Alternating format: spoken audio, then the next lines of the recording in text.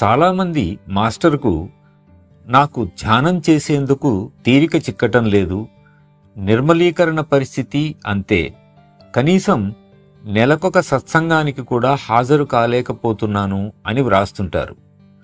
ప్రస్తుతం ఉన్న అభ్యాసులలో 80% ఇలాంటివారే. అలాగని వారికి సాధన చేయటం ఇష్టం లేక కాదు, కానీ సాధన చేయలేని అశక్తత వలన వారు సరిగ్గా చేయలేకపోతున్నారని అనిపిస్తుంది.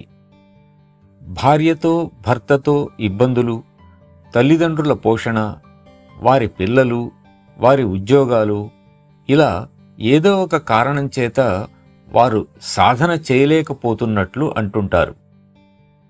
ఈ ఒత్తిళ్లు చాలా మటుకు మనం ఏర్పరచుకున్నవే.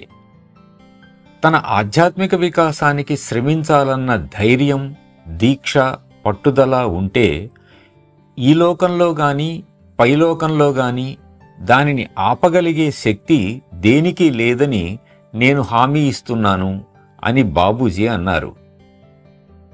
ఈ సంఖ్యలను తెంచుకోగలిగే మనోధైర్యం, శక్తి, దృఢనిశ్చయం మీకు కలగాలని ప్రార్థిస్తాను.